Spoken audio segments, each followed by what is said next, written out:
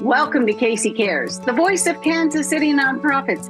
We share the stories of local nonprofits and the individuals who drive them. At Casey Cares, we connect the nonprofit and the business sectors to enhance the quality of life in Kansas City for our residents and our visitors. This Casey Cares segment is brought to you by Ewing Marion Kaufman Foundation, www.kaufman.org. I'm Ruth Baum-Biggis. Every month in our Ask the Expert series, we invite professionals from different fields to share practical tips and advice, all geared toward helping nonprofits run more smoothly and helping those who run them have sleepful nights.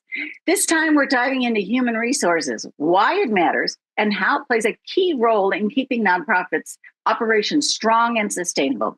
Joining us for this conversation is Jenna Eschenbrenner. She's founder of 8111, an HR consulting firm that offers a wide range of services to support organizations in that HR space.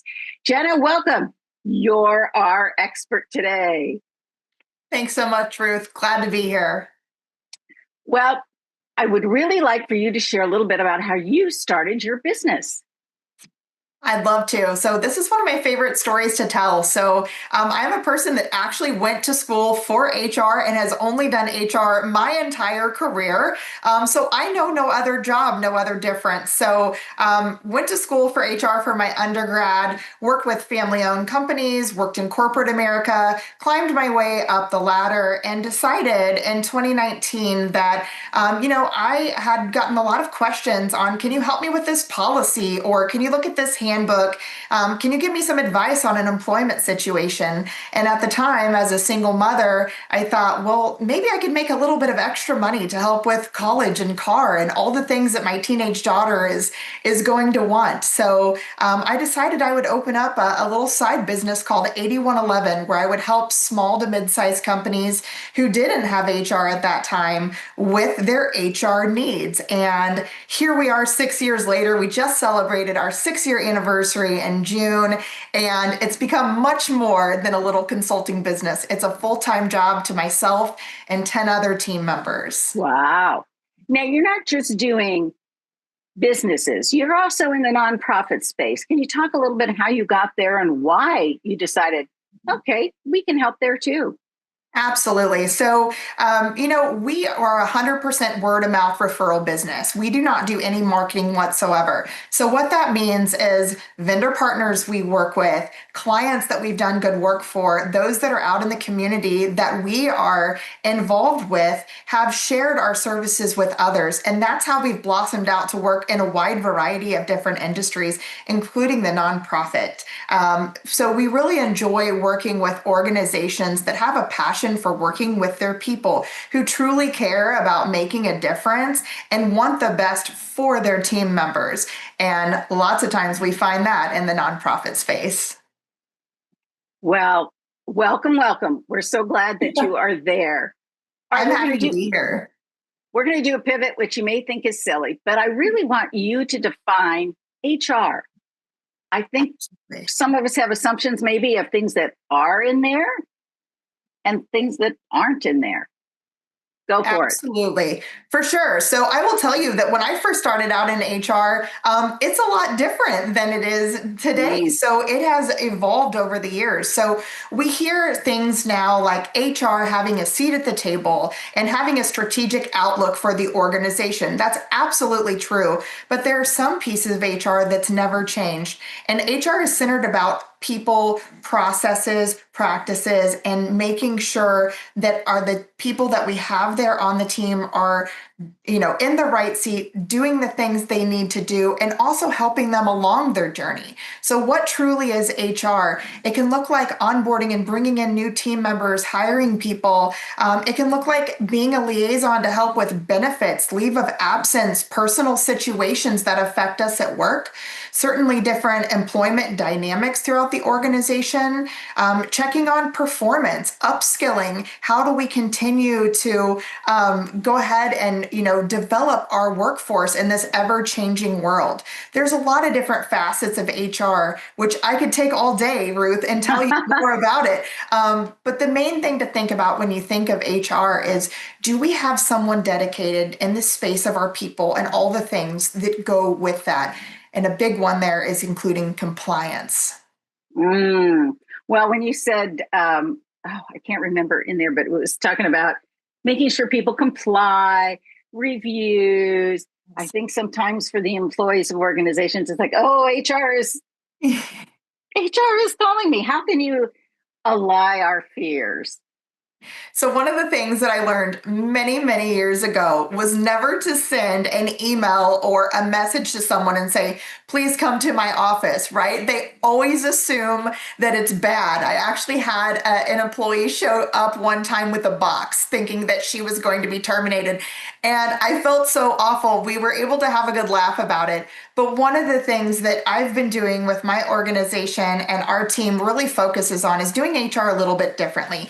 Really humanizing what's going on, being very transparent, providing clarity, and being consistent in the practices. We do have to make hard decisions as businesses and organizations. We have to make hard decisions as managers and leaders as well. But it really comes down to being transparent and letting somebody know, what is going on and how can they be a part of that. Well, we've defined what it is. Hopefully, we've allayed some fears. Why should nonprofits be focused on this?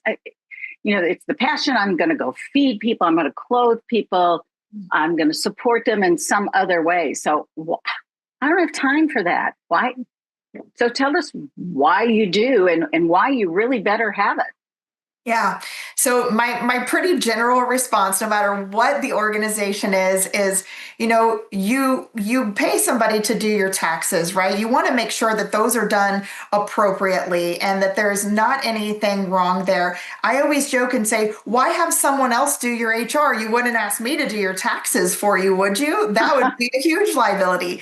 So having someone who actually understands the compliance piece, the people piece, the focus, the strategy, all of those things are really important. Lots of times when, cash flow is tight or we're looking at HR as a cost center, because that is exactly what it is. It can be really hard to make sure that we have the budget for it, but it can also be much more costly to not do things right, getting ourselves into legal situations and being out of compliance.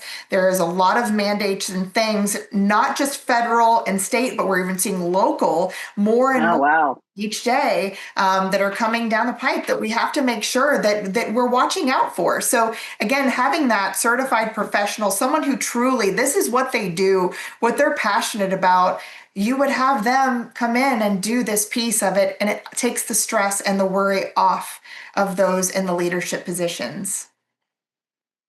You've told us why. So how do we do it? And I know that may sound like a very silly question, but the gamut of size of nonprofits, you've got hospitals that are nonprofits who I think totally get it, but you've got a lot of nonprofits that are small to mid-size. So how do you even go about it?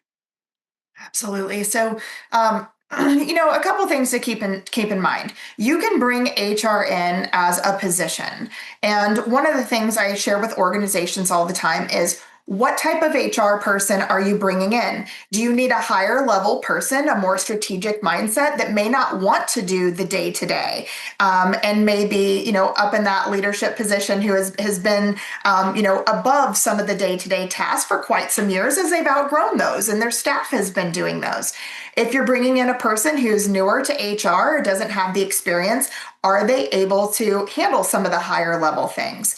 That's where at 8111, we like to come in and be a partner. Whether you have an HR person or you don't have one on staff, we can do the tactical day-to-day all the way up to the high-level strategic. And I tell everybody this, if it makes sense for your organization to have on-site HR, Absolutely. We can help mentor them if you need that. If it makes sense for you to outsource that and have more of a fractional service, it can be very cost effective to do that as you're not paying for a full-time person and you're paying for the services that you actually need when you need those. So we really work hard to make sure that we're fair in that. We look at individual organizations, what do they truly need? And we focus on that. And to us, giving that customized, really personalized service per the organization is just really, really important. How do you know what you need to know? I mean, how do you know which of those you would need? I know that sounds so basic, but I'm trying to help those nonprofits who are, they're together and everything. But how do I know if I have to have someone in house or I can outsource to an organization like your own? Sure. I answer that question many times a week, and it's a great question. So, how would you know that, right? No one's experts in the HR field except the HR people. So, talking with somebody like ourselves, we've done many times where we've met with organizations and we've talked to them and said, you really do need in-house. Here's a way we can help with that. We can help to train that person, get them up to speed, take that off for you. Or sometimes it is just a matter of being completely transparent and honest and saying, you do need someone in house. Or saying, you could start this way, let us do a little cleanup. Let's get some processes in place.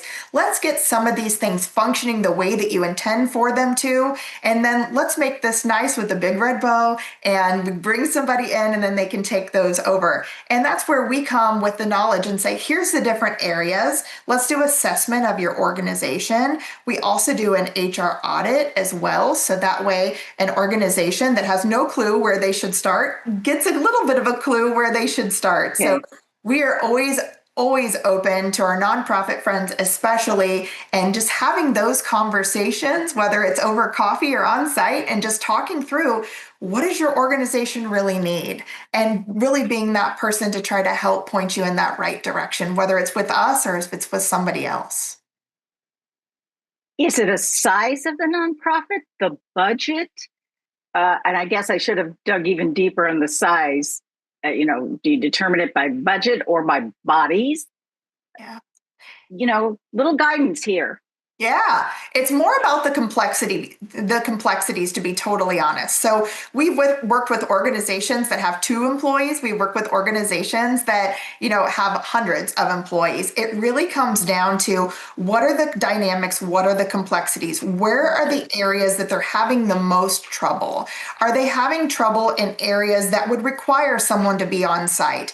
Are they just needing some cleanup and some really solid processes put in place for the team to follow and someone to help guide as needed? We look at a lot of different factors. Certainly, we're going to look at size. We're going to look at the dynamics. We're going to look at their growth, what's happening, where are they located? Obviously, like I said earlier, it depends on your location. There's more complexities depending on where you're located. And we are right now are operating in 42 different states, and we're actually working internationally as well. And so when we're looking at these things, we're taking all of that into consideration and we're giving our best advice, and that's completely free. We do that for anyone who would love to have an understanding of what do they need. Certainly, we'd love for you to choose us, but we would be helpful to our friends and out there and understand that HR is one of those tricky ones that sometimes we're not quite sure what we need. We just know we need some help. So leaving it up to the experts to be able to help point you in the right direction. Right. We're talking with Jenna Eschenbrenner.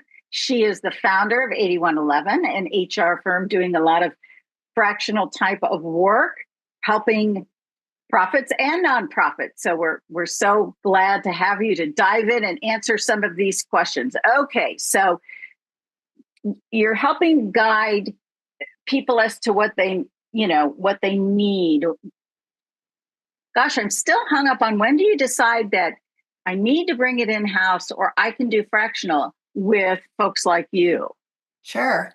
Absolutely. And I think there's kind of a balance there, right? Lots of times we'll come into an organization, we'll get some things cleaned up, we'll put things in place. Maybe they needed a new system. Maybe they just needed to make sure that they had some policies and procedures.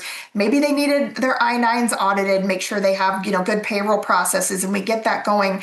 And then we uncover that maybe there's some employee relations where it would be beneficial to have someone there from more of a full-time capacity. So that way, as the needs arise, and especially as they're growing, that might be the case. And so what we do is we will typically come in and give a time frame and say, here's what we're here to do based off of our agreement.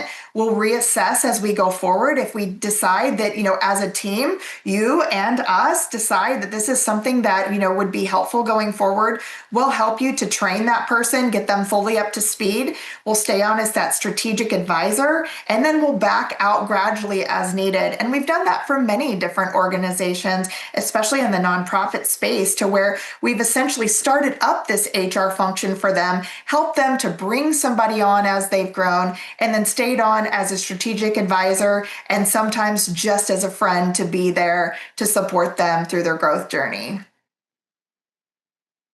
How does a nonprofit leader go about looking to hire a what are the things that they should be looking for if they want to make sure they make a good hire? What should that person or organization have in their skill set to make sure they're doing a good hire, so to speak? Yeah. So one of the things that I personally, look for when hiring is, you know, it's not just a transactional relationship. You have to have a passion for the mission of the Mm. organization. And I think that is just so important, whether it's me hiring for 8111 or helping and coaching my clients during their hiring processes, is really, what does that person want from the organization? What are they going to do to enhance the culture, right? What are they going to bring to the Mm. table? We've been, kind of caught in this, are they going to fit our culture? I get asked that a lot. Do you think this person will fit our culture? It's no, will they enhance the culture? Are they there to be a bigger part of the values and the vision and the mission of the organization? And really asking the right questions. Of course, we have to ask positional questions. Can the person do the job? And how would they do that? But I also suggest on asking the non-positional related questions, really asking questions to get the person that you're talking to tell a story, to give more information about their vision. Because if their vision doesn't align with the organization's, that's going to be a problem. And these are things that you can catch right during the interview process. Okay, you mentioned that word culture. Yes. Let's define that. Then I have so many more questions after that. So, So I don't think that, culture is determined by, the CEO of the organization or just one person or just the leadership team. It is about the entire organization. Maybe that's an unpopular opinion. I don't know, but I can speak with 8111. Do I set the tone? I like to think so, but I will tell you that the people in our organization is what makes the culture. That's who we are. I'm the founder. I'm, the story behind it, but it is the team that we have today that truly make our culture, and really do great job with our clients. And so I say the same for our clients. When it's not just about, leadership, what they're looking for, it's about everybody and making sure that everybody understands they have a say so. I always say people like to weigh in to buy in, right? So giving mhm. them the opportunity to express themselves, their opinions, we can take those, and that right there will help to shape the culture. But just really creating a culture of transparency in today's world, I think, is so, so important. Can you help guide an organization that may be having some culture struggles, let's say, because of something the organization has had to deal with? Yeah, absolutely. Certainly, that's a big part of what we do. And I will say, again, dynamics are shifting. We have about 5 generations in the workforce right now. So that's interesting in itself as we're working with a lot of different people. We're doing things a little bit differently when it comes to hiring. We have this thing called upskilling now, where we're really looking at enhancing people's skills. It's not just about that degree or that certification. It's about really focusing on their strengths and what else can they do and how can they climb the ladder that way. And so, with the culture piece of it, I think that truly just putting some time and effort into focusing on, what do we really want for the organization? And do we have the team that's pushing us to that direction? Okay, the elephant in the room. Is HR the one that has, oh, today we're going to do this test and we're going to see about personalities and what color are you and how do you blend and all of that? Is that still part of the culture? I love that.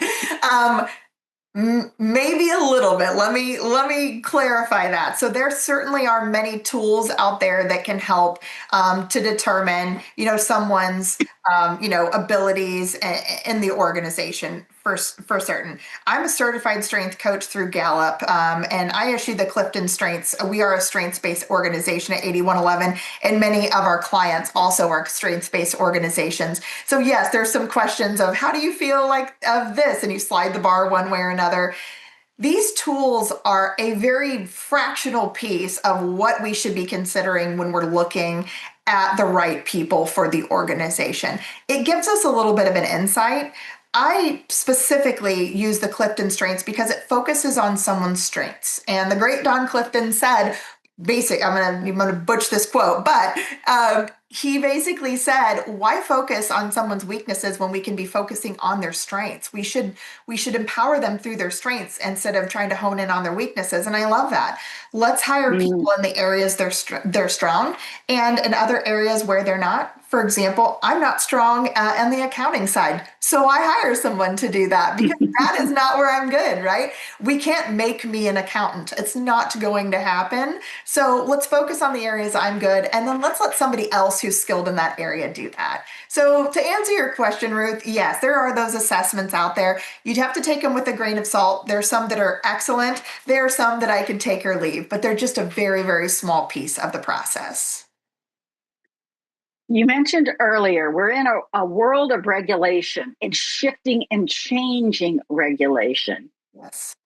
Can you give us some guidance on tips on how to make sure we're top of our game and we're following the rules we should be following? Yeah. Very, very, I could give you a really long response to that one, Ruth. Little time. So this is the hot topic right now. I'm hearing a lot of this. But so as an organization that works nationwide, we have seen over the last 6 years, a lot of our, states on the coast having some additional offerings, such as like paid family leave, and different things that are required within those organizations. And it doesn't matter if you're nonprofit or not, there's certain, it's still applicable to different organizations. So you can't really say, well, this isn't going to be applicable to us until you know for sure that it's not. So we've been seeing a lot of things changing, and it's now coming into the Midwest. And then here we are in the Kansas City area, and we're starting to hear different things, and we're starting to see different things that may affect us. And so how do we make sure that we're staying on top of the forever changing rules and things coming out from the DOL and other organizations? Well, that's where, for us, we have a compliance specialist on staff that reviews all states. And he actually puts out information to all of our clients on this is what's changing. Not everything happens January 1st.